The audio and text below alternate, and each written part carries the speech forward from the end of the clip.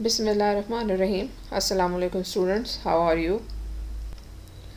I'm your subject teacher Miss Nadia. I'm going to teach you social studies in class 8, but I'm going to teach you a book of a class 9 sin textbook board Jamshoro in class 8. Let's start our new chapter.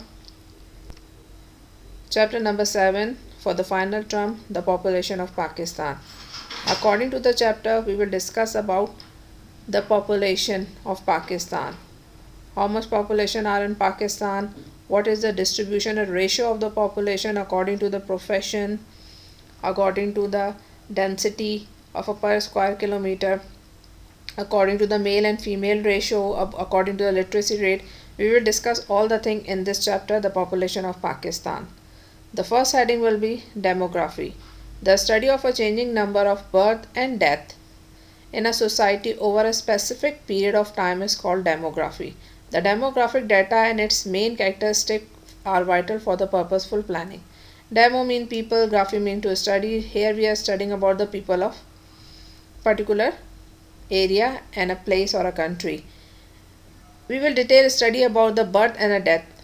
हम किसी भी मुल्क के किसी भी इलाके की एक पर्टिकुलर जगह की पैदाइश और उसकी डेथ के बारे में जो डिटेल स्टडी करते हैं वो डेमोग्राफी कहलाती है, और उससे हम फ्यूचर पर्पसफुल प्लानिंग करते हैं. किस किस्म की प्लानिंग करते हैं? वो प्लानिंग करते हैं जिससे हमें टोटल डिस्ट्रीब्यूशन पॉपुलेशन पता चलती है, जिससे हम रूरल एंड अर्बन रेशो निकालते हैं शहरों, जिससे हम लिटरेसी रेट निकालते हैं, लेवल ऑफ एजुकेशन हमें पता चलता है.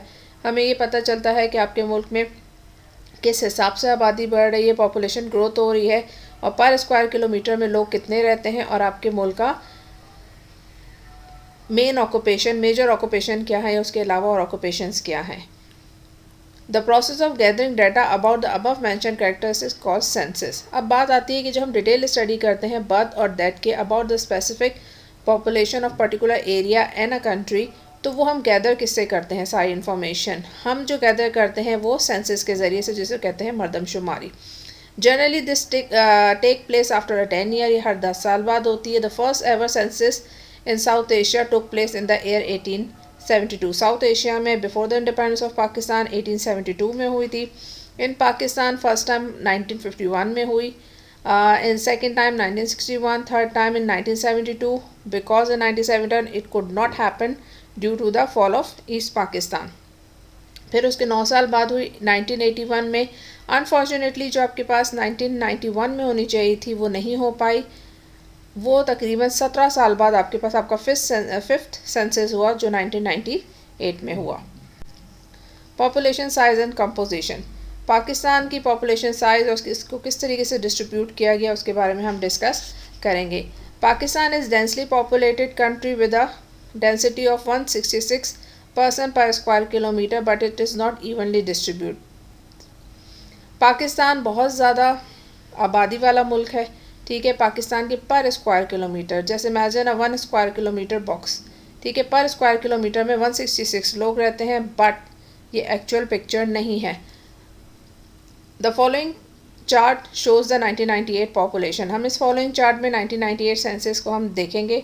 According to the 1998 census Pakistan का टोटल रकबा जो है वो 7,96,096 स्क्वायर किलोमीटर है. पाकिस्तान की आबादी 13 करोड़, 13.25 करोड़ के करीब थी, ठीक है. 100% रेशो आपके पास था.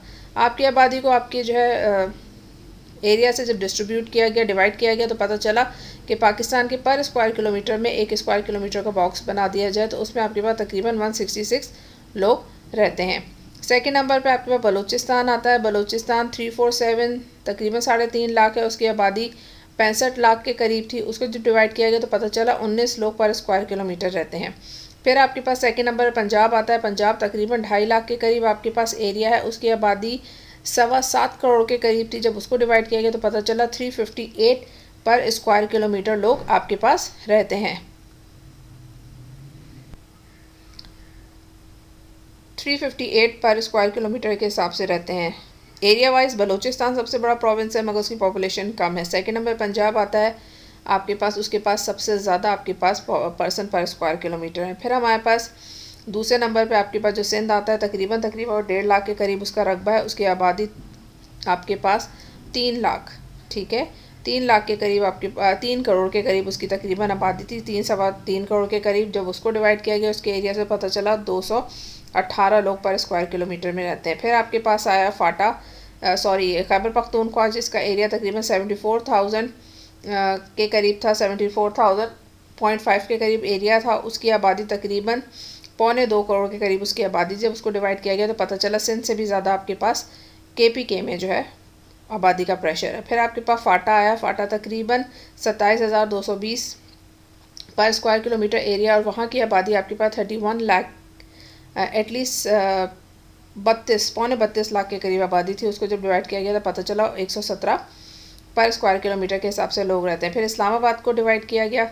इस्लामाबाद का रकबा तकरीबन 906 स्क्वायर किलोमीटर था। उसको जब उसकी पॉपुलेशन से तकरीबन जो पॉपुलेशन आपके पास जो मौजूद थी वो 8 लाख के करीब, ठीक है, 8.5 लाख के करीब आपके पास जो पॉपुलेशन थी उसे डिवाइड किया गया तो पता चला कि 1998 के सेंसस के मुताबिक पता चला कि पाकिस्तान के तकरीबन 12 बड़े शहर हैं, जिसमें कराची जो है आपके पास सबसे बड़ा शहर बताया गया, जिसकी आबादी तकरीबन आपके पास 10 मिलियन के करीब थी, ठीक है। फिर पाकिस्तान के इकनॉमिक रिसोर्सेज, जितनी भी पाकिस्तान में जो पैसा कमाने की जितनी भी रिसोर्सेज हैं उनको जो है पॉपुलेशन ग्रोथ से जब कंपेयर किया गया तो पता चला कि पाकिस्तान में जो पॉपुलेशन ग्रोथ है वो बहुत ज़्यादा हाई है।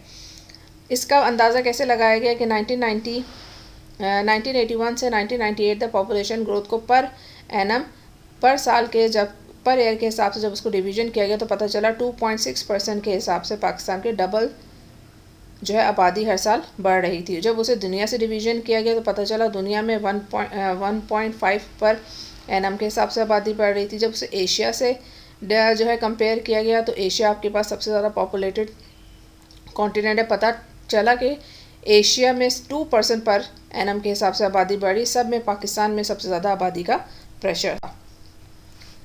अकॉर्डिंग टू द 1998 सेंसस हमें ये पता चला कि हमारे मुल्क में 52% जो है वो मेल रेशो है, 48% फ़ीमेल है। मगर 48% फ़ीमेल रेशो कम होने की वजह ज़्यादा आपके पास जो थी वो बेड हेल्थ था या फिर जो है अर्ली एज में जो चाइल्ड बर्थ है उसके दौरान जो है फ़ीमेल्स की डेथ का बहुत ज़्यादा रेशो बढ़ा। लिटरेसी रेट जो हमारे पास था, पढ़े लिखे लोगों का जो तनासुब था वो उतना ज़्यादा अच्छा नहीं था।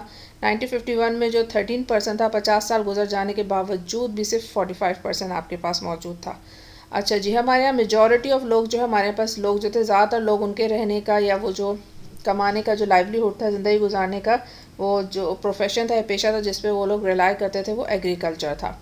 नेक्स्ट प्रोफेशन आपके पास इंडस्ट्रीज़ आया। थर्ड मेन प्रोफेशन आपके पास सर्विसेज और ट्रेड आया। और पता चला कि 1998 में पाकिस्तान की 10% आबादी जो है वो बाहर मुल्कों में नौकरी करती है। 1998 के सेंसस के मुताबिक हमें ये पता चला कि 67.5% पाकिस्तान की पॉपुलेशन जो है वो आपके पास रूरल एरियाज़ में गांव देहात में रहती है और जबकि 32.5% जो आपके पास पॉपुलेशन है वो आपके अर्बन एरियाज़ में रहती है। लिटरेसी रेट, पाकिस्तान के लिटरेसी रेट का आपके पास सामने चार्ट मौजूद है। हम लिटरेसी रेट डिस्कस कर लेते हैं।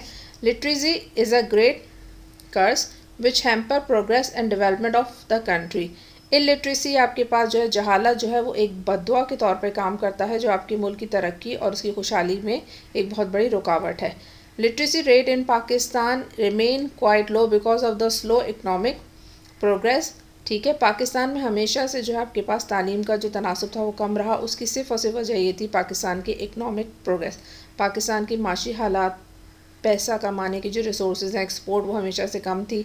पाकिस्तान इतना पैसा नहीं कमा सकता था जिसकी वजह से उन्होंने अपने एजुकेशन सेक्टर में इम्प्रूवमेंट नहीं कर सके। तकरीबन हम 27 साल का अगर चार्ट देखें तो हमारे पास ये मौजूद है। 1972 से हम लेंगे जब पाकिस्तान ईस्ट पाकिस्तान अलग हो गया और पाकिस्तान जो आज हमारे पास मौजूद है तब से लेके 1998 तक का हमने 27 साल का जो रिकॉर्ड निकाला उसमें पता चला कि 1972 में तकरीबन 21.57 हमारे पास पढ़े लिखे लोग थे जिसमें 30% मेल थे और 11% फ़ीमेल। 1981 का रेशो जब निकाला गया तो पता चला 26% पाकिस्तान में पढ़े लिखे लोग हैं जिसमें 35% मर्द हैं और 16% ख़वातीन। 1998 का रेशो जब निकाला गया तो पता चला कि 45% पाकिस्तान में पढ़े लिखे लोग हैं जिसमें 61% मेल हैं और 36% फ़ीमेल। तो that was not good enough for the any developed country. किसी भी डेवलप कंट्री या किसी भी डेवलपमेंट कंट्री के लिए ये बिल्कुल भी इनफ नहीं है। फिर पाकिस्तान का चार्ट जो है 1998 के सेंसस के मुताबिक जब किया, लेवल ऑफ एजुकेशन पाकिस्तान में किस लेवल तक कितने पढ़े लिखे लोग थे, जब उसका चार्ट बनाया गया तो पता चला बिलो प्राइमरी मतलब 5 क्लास तक भी जिन्होंने तालीम हासिल नहीं की थी पाकिस्तान की टोटल आबादी में वो 18.3% थे। प्राइमरी लेवल जिन्होंने सिर्फ 5 क्लास तक तालीम हासिल की थी वो पाकिस्तान की आबादी का 30% हिस्सा जो था 30.14% लोग जो है सिर्फ 5वीं क्लास तक पढ़े हुए थे। मिडिल लेवल क्लास 6 to 8 वो तकरीबन पाकिस्तान की आबादी के 20.89% मतलब 30 और 20 को दिया। पाकिस्तान की 50% आबादी जो थी उसमें लोगों ने सिर्फ और सिर्फ 8वीं जमात तक तालीम हासिल की हुई थी। सेकेंडरी लेवल आपके पास 9 मैट्रिक आता है, उसमें तकरीबन 17% लोग थे। Higher secondary first year inter में तकरीबन 6.58% लोग थे। अदर सर्टिफिकेट डिप्लोमा सर्टिफिकेट्स जो आपके पास मैट्रिक क्लास के बाद किए जाते हैं उसमें 0.41% लोग थे। बीए बीएससी बीकॉम ग्रेजुएशन की बात हो रही है वो आपके पास तकरीबन 4.38% लोग थे। ठीक है, एमए एमएससी और इक्विवेलेंट उसे तकरीबन 1.58%। हमारे मुल्क में सिर्फ और सिर्फ कहना चाहिए कि तकरीबन मुश्किल से 1.5 करोड़ के करीब आबादी होगी जो मास्टर्स लेवल तक जिन्होंने तालीम हासिल की हुई थी।